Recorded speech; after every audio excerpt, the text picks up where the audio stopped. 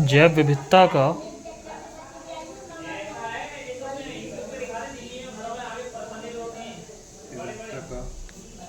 2.8% पाया जाता है।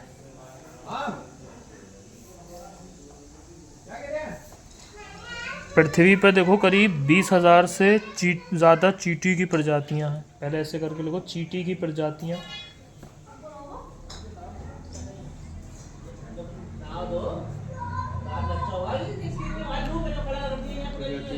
20,000।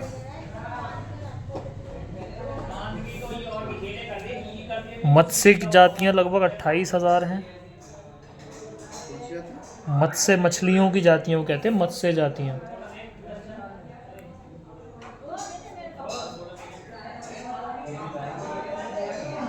और 20,000 के आसपास जो है पौधों की जातियां, लिख लो पौधों की जातियां 20,000। मत्स्य जाति कितनी हजार बताई आपने? 28,000।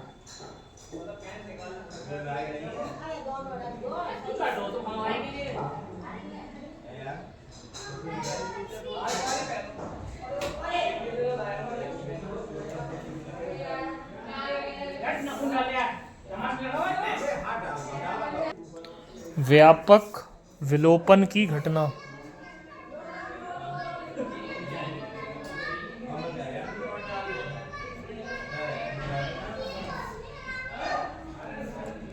पृथ्वी पर बड़ी मात्रा में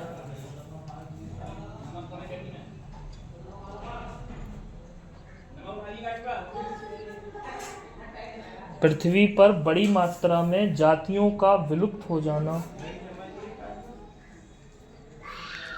व्यापक विलोपन की घटना कहलाता है। बड़ी मात्रा में जातियों का विलुप्त हो जाना व्यापक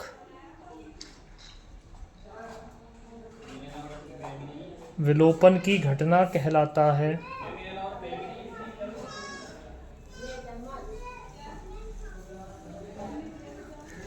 पृथ्वी पर 5 व्यापक विलोपन घट चुके हैं।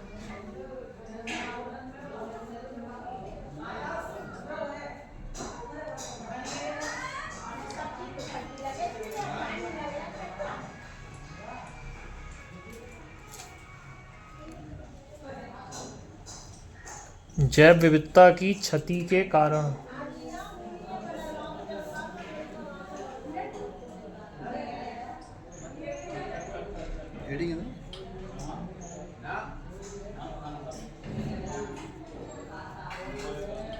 जैव विविधता के क्षति के कारण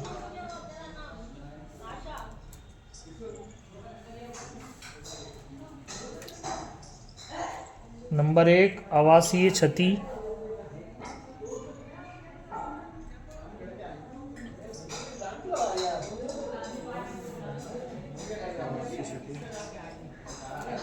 अतिदोहन,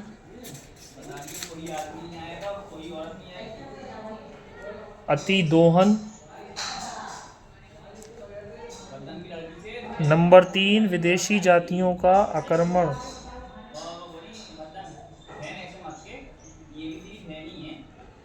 विदेशी जातियों का आक्रमण। चौथा सहविलुप्तता।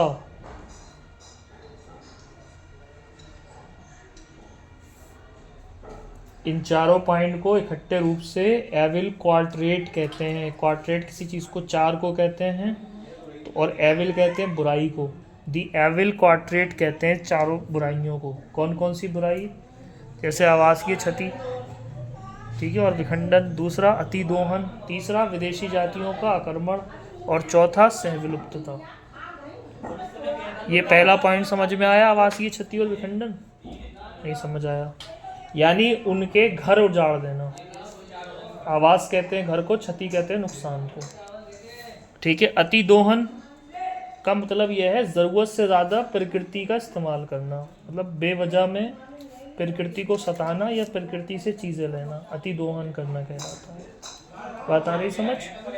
तीसरा है विदेशी जातियों का आक्रमण, मतलब यह है कि जो पुराने वहाँ पे जातियाँ रह रही हैं उनमें कोई नई जाति, जैसे हमारे यहाँ के जो पुराने पेड़ थे इंडिया के, वो पाखड़ और पीपल थे, यूकेलिप्टस नहीं था इंडिया में, या नीम था। लेकिन जब भारत में पुर्तगाली आए, वास्को डिगामा और अल्डोबी कुर्क आया, तो वो अपने साथ में यूकेलिप्टिस वगैरह लेकर आया। आलू भी पुर्तगाल से ही आया इंडिया में। आलू इंडिया की फसल नहीं है, समझ रहे हैं बात को। यहाँ के लोग धान और चने और ज्वार बाजरा उगाते थे खाली। आलू पुर्तगाल से आया भारत। तो जब वो लेकर आए तो अब यहाँ पे आप देख रहे हो कि पाखड़ और पीपल और नीम जंगलों से ख़त्म होते चले जा रहे हैं, और सारे जंगल में क्या दिख रहे हैं आपको? लिप्टिस दिख रहे हैं। तो ये होता है विदेशी जातियों का आक्रमण, यानी विदेशी जाति। जैसे इसको हिस्ट्री के टर्म में, इंसानों के टर्म में भी समझ लो। भाई हिंदुस्तान में जब इन्वेडर्स आए तो वो अपने साथ कल्चर भी लेकर आए। यहाँ बिरयानी कौन जानता था बनाना? नहीं जानता था मुग़लों से पहले। जब मुग़ल आए तो यहाँ बिरयानी आई। इसी तरीके से जब अंग्रेज़ आए तो चाय लाए अपने साथ में, यहाँ कौन चाय पीता था? तो कुछ ना कुछ इफ़ेक्ट पड़ता ही है। जो आज हम शर्ट पैंट और टी शर्ट और ट्राउज़र और जूते और लाफर और जो है क्लॉथ और ये सब पहन रहे हैं, ये सब अंग्रेज़ ही तो लाए थे अपने साथ। आज हम रेलवे चला रहे हैं, ये अंग्रेज़ों की देन है भारत को। चलिए, तो अब समझ में आ गए चारों पॉइंट। चौथा है सह विलुप्तता। मान लीजिए चींटियाँ रहती थी आम के पेड़ पर। किस पे रहती थी? आपने आम का पेड़ ही काट दिया, तो जब आम का पेड़ काट दिया तो चींटियों का आवास खत्म हो गया, चींटी भी मर जाएंगी। दो चार बचेंगी तो उधर अपना चली जाएंगी, बाकी सारी चींटी तो मरी जाएंगी। इसे बोलते हैं सह विलुप्तता। क्या बोलते हैं इसको? सह विलुप्तता। यानी तुम तो हो ही रहे हो वो वाला शेर की तरह कि हम तो डूबेंगे सनम, तुमको भी ले डूबेंगे, तो वो वाला चीज़ है यहाँ पे। ठीक है भाई।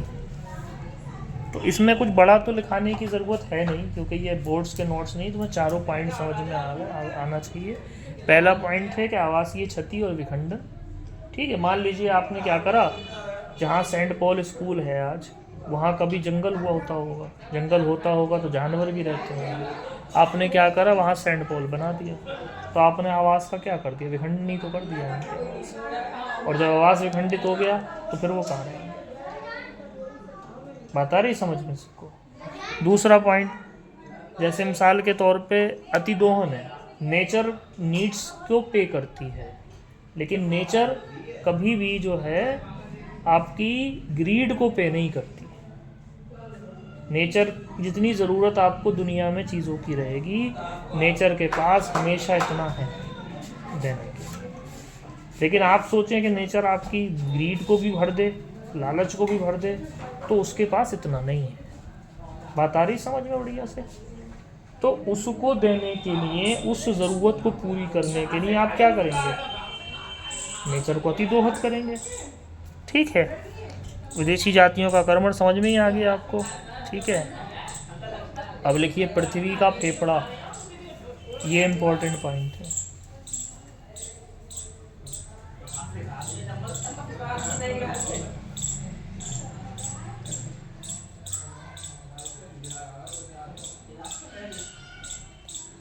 ये अमेज़न वर्षा वन है जी।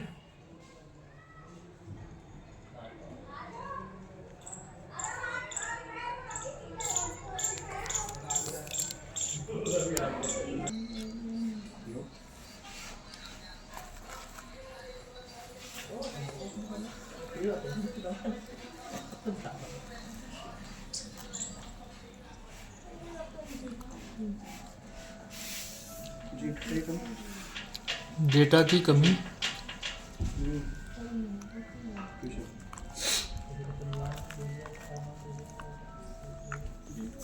विलुप्तीकरण के संकट का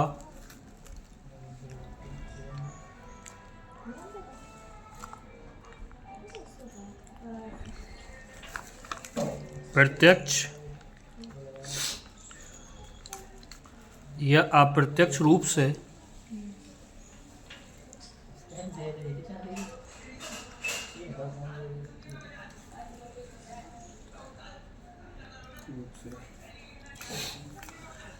मूल्यांकन करने हेतु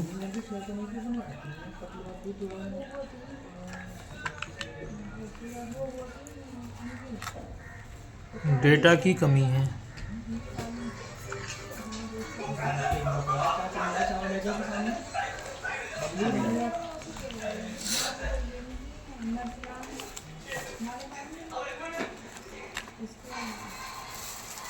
अगला दुर्लभ जातियां।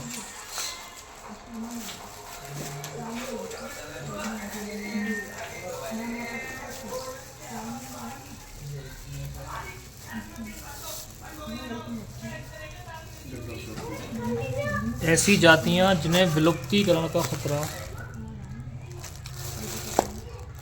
हमेशा रहता है,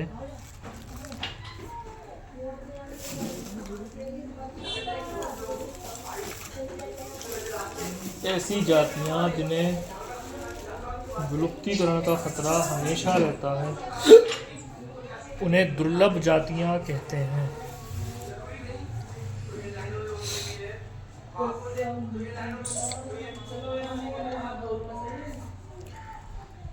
उसके बाद डालिए जैव विविधता संरक्षण। संरक्षण या जैव विविधता संरक्षण दो प्रकार से हो सकता है।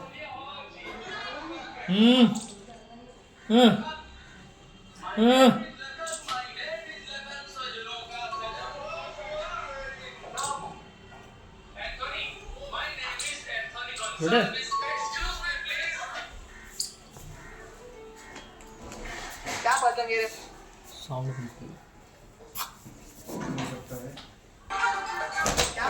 स्वस्थाने स्वस्थाने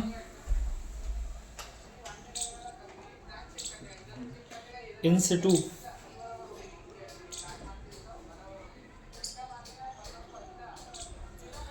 स्वस्थाने इन सिटू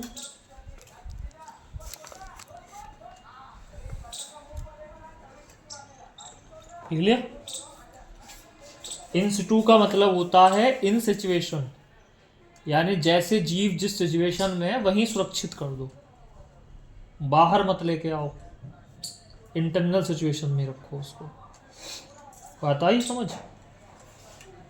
इसके 3 टाइप होते हैं।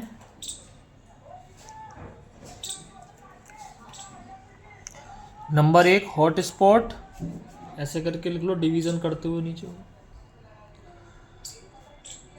दूसरा संरक्षित क्षेत्र,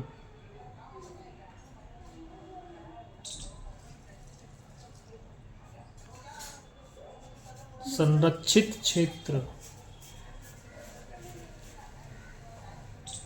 संरक्षित क्षेत्र के 3 प्रकार होते हैं।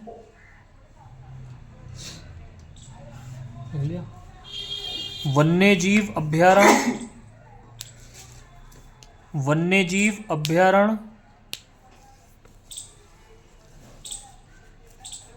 जीव मंडल संरक्षित क्षेत्र,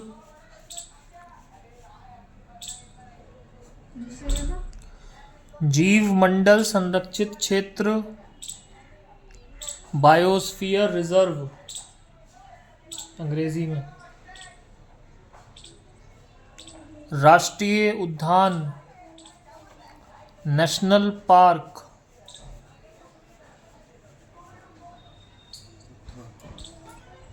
ठीक है। बाह्य स्थान लिखिए, यानी एक्सटर्नल सिचुएशन।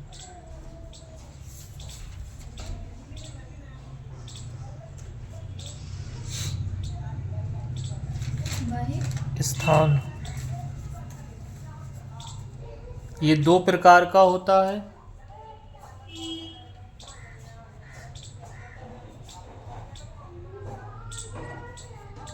एक तरफ लिखिए बीजों के स्टॉक,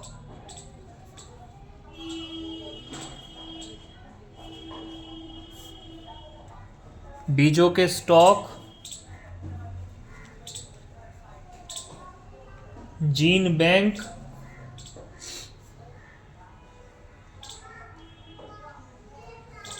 क्रायो प्रिजर्वेशन, ये एक ही में लिखे जाएंगे सब। ये दो भाग जो बता रहे हैं उसमें एक में ये लिखा जाएगा, अभी जो बोल रहे हैं दूसरा और बोलेंगे। अभी लिख लिया क्रायो प्रिजर्वेशन।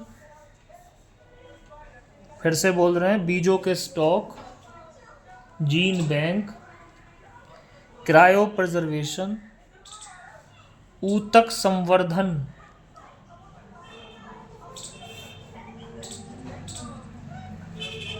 बगीचे,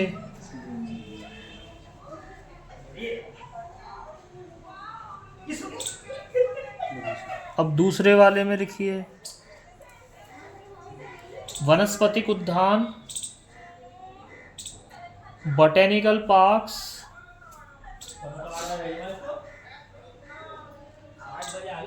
जंतु उद्यान, बोटेनिकल पार्क, जंतु उद्यान,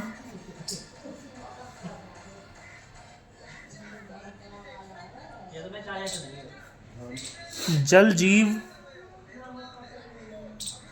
शाला। जलजीवशाला।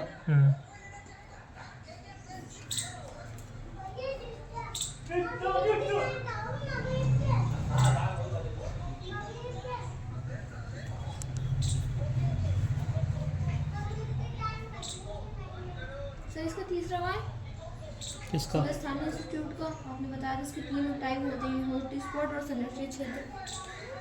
दो होते हैं इसके, इसके तीन होते हैं, दूसरे वाले के दो लिखो।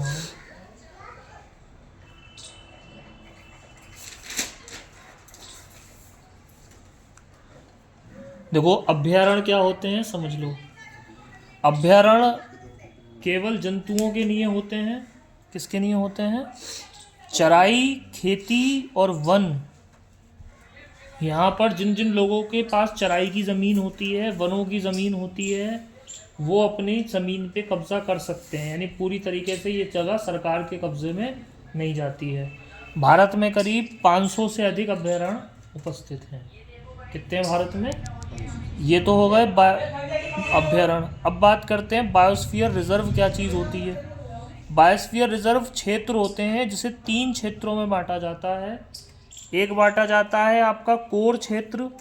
कोर क्षेत्र ऐसी जगह होती है जहां मानव की यानी इंसान के क्रियाकलापों की अनुमति नहीं होती है।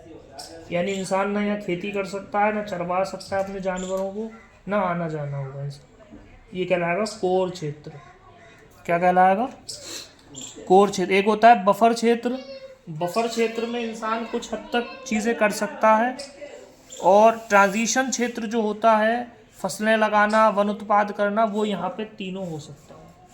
बात आ गई समझ में? यूनेस्को ने एक प्रोग्राम चलाया जिसे MAB प्रोग्राम कहते हैं। क्या कहते हैं? इसको मैन एंड बायोस्फीयर प्रोग्राम कहते हैं। इस प्रोग्राम के तहत हमारे भारत से 16 में से 12 बायोस्फीयर रिजर्व इस प्रोग्राम के अंडर में आते हैं। 4 हमारे बायोस्फीयर रिजर्व प्रोग्राम के अंडर में नहीं आते। बात आ गई समझ में? जब यूनेस्को के अंदर है तो जाहिर सी बात है यूनेस्को इस पर पैसे भी खर्च करेगी।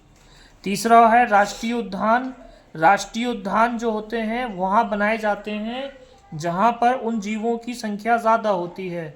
फसल लगाना, चराना, वन उत्पाद संग्रहण, यहाँ पे सब कुछ मना होता है। बात आ गई समझ में? जैसे राष्ट्रीय आपका नेशनल पार्क है जिम कॉर्बेट नेशनल पार्क, वो रामनगर में इसलिए बनाया गया क्योंकि वहाँ पर जो है संख्या ज़्यादा थी चीतों की। उसी स्थान को सुरक्षित कर दिया गया और वहाँ पे जो है जिम कॉर्बेट नेशनल पार्क बना दिया। ये कहलाएगा राष्ट्रीय उद्यान। चिड़ियाघर एक्सटर्नल में आते हैं। चिड़ियाघर कहीं भी बनाए जा सकते हैं जब जिसके पास पैसा हो। प्राइवेट भी चिड़ियाघर बना सकता है आदमी सरकार से अनुमति लेकर। ठीक है। भारत में 100 से अधिक राष्ट्रीय उद्यान हैं।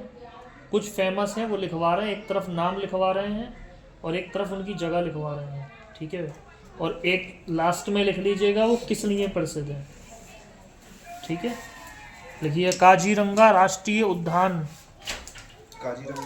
काजीरंगा राष्ट्रीय उद्यान।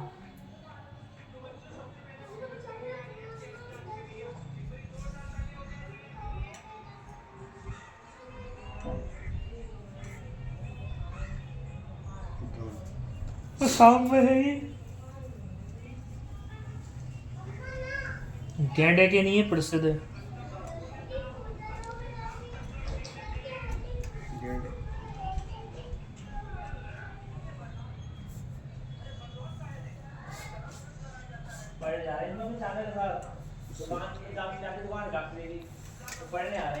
देख लिया। मानस नेशनल पार्क,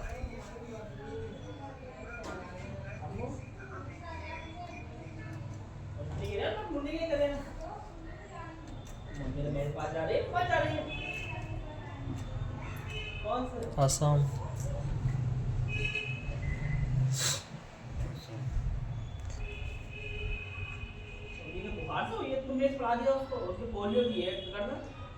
गिर नेशनल पार्क, नहीं इसके लिए प्रसिद्ध है। ये भी गैंडों की।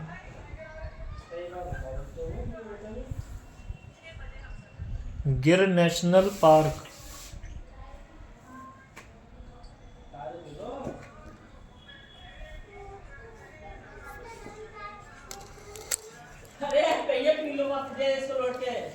गिर नेशनल पार्क, गुजरात।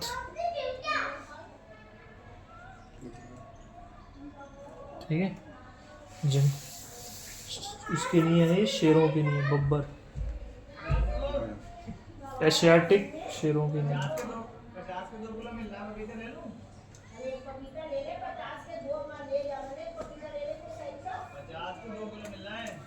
हो गया। सिंपली पाल,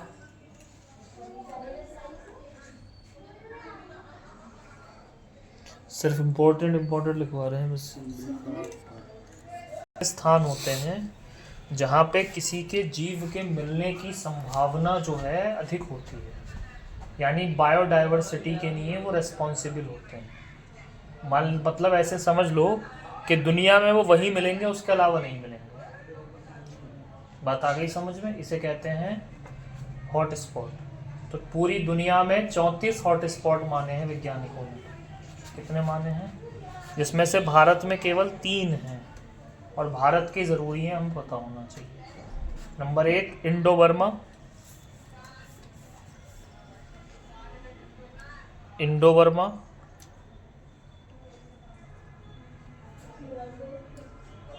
हिमालय,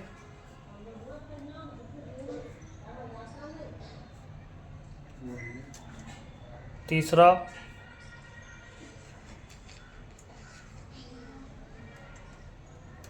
वेस्टर्न घाट या पश्चिमी घाट।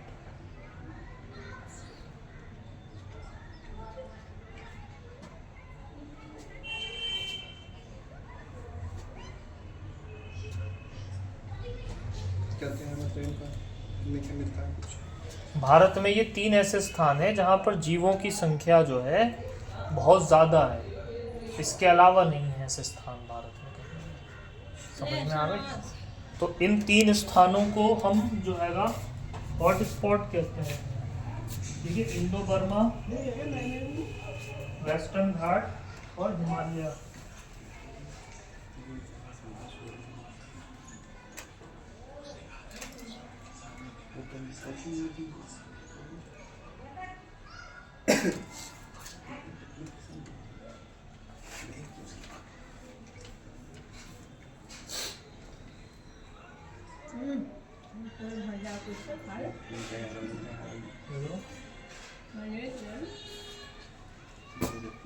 लिख लिया?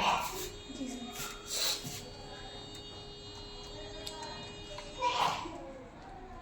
देखिए इम्पोर्टेंट टर्म्स।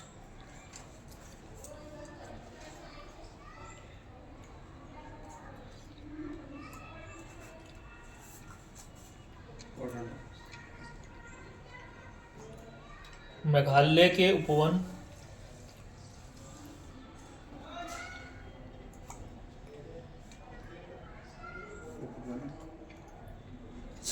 जो पवित्र उपवन के नाम से जाने जाते हैं।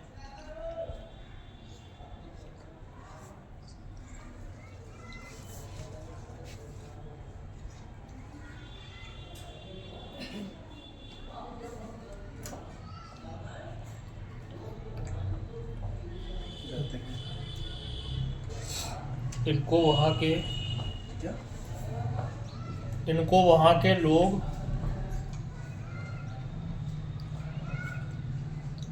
के लोग पवित्र मान के संरक्षित करते हैं।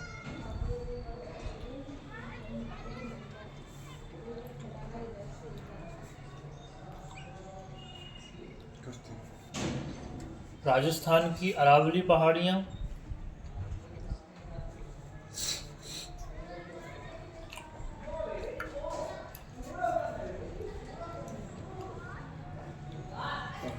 कर्नाटक तथा महाराष्ट्र के पश्चिमी घाट,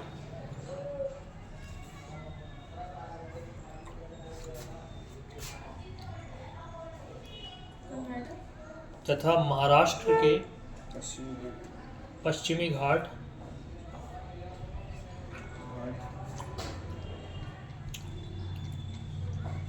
मध्य प्रदेश की सरगुजा,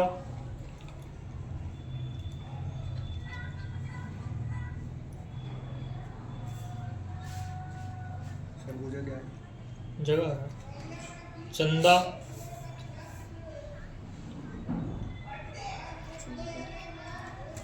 हाँ, जगह है व बस्तर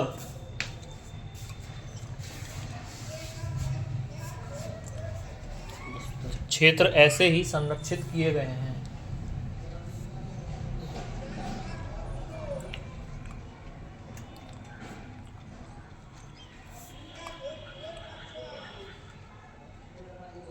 ये है राजस्थान में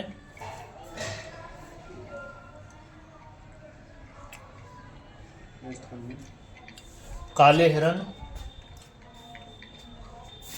ब्लैक बग,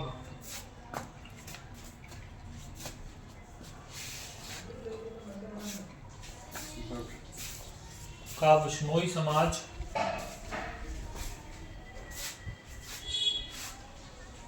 धार्मिक मान्यता के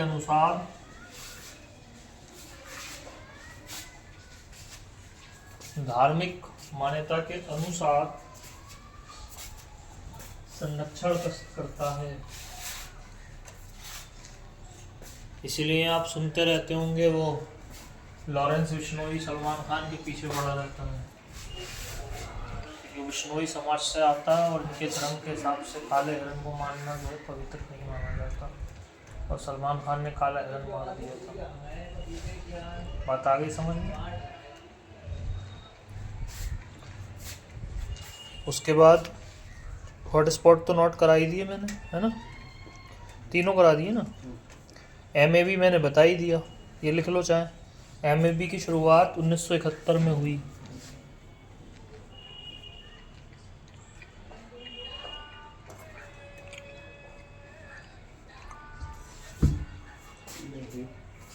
परंतु भारत के लिए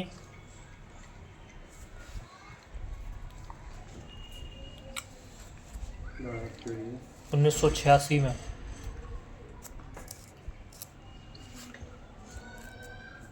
या ऐसे कह लो कि भारत को इसमें 1986 में शामिल करा है। बात समझ में आ गई? प्रोग्राम 71 से चल रहा है। डेट की तरह भारत ने साइन नहीं किए थे उस पर। ले लिया?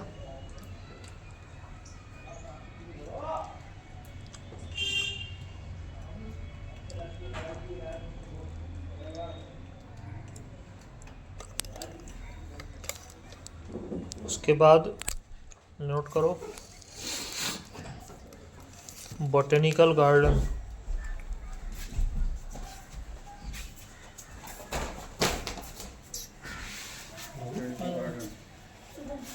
NBRI लखनऊ में है। लखनऊ में है, लिख लिया। जूलॉजिकल पार्क और वन्य सफारी पार्क भी ऑफ साइट के अंदर ही आते हैं।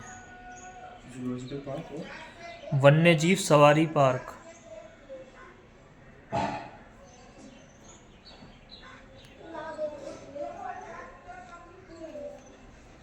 किस कंट्री में आती है?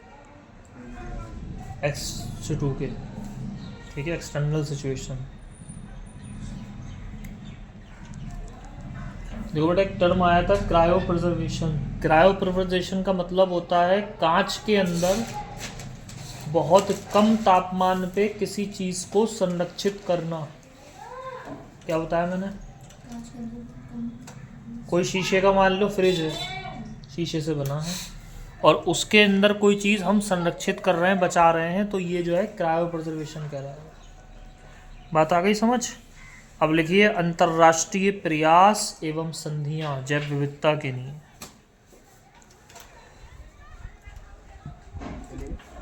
जैव विविधता हित संरक्षण हेतु, नहीं हेडिंग क्या बताया आपने? हाँ यही बता रहे हैं, हेडिंग ही बता रहे हैं। जैव विविधता संरक्षण हेतु अंतर्राष्ट्रीय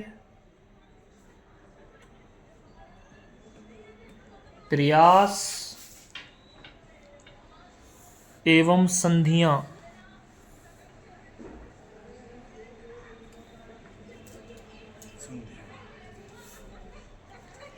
पृथ्वी सम्मेलन या अर्थ समिट, पृथ्वी सम्मेलन या अर्थ समिट हो गया 1992 में ब्राजील के रियो डी जेनेरियो, ब्राजील के रियो डी जेनेरियो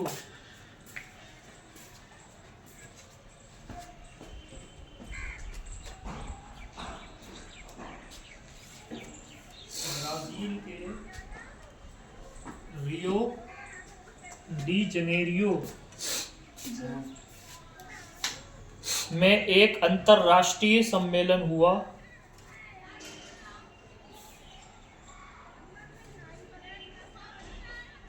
और 152 अंतर्राष्ट्रीय सम्मेलन हुआ और 152 राष्ट्रों ने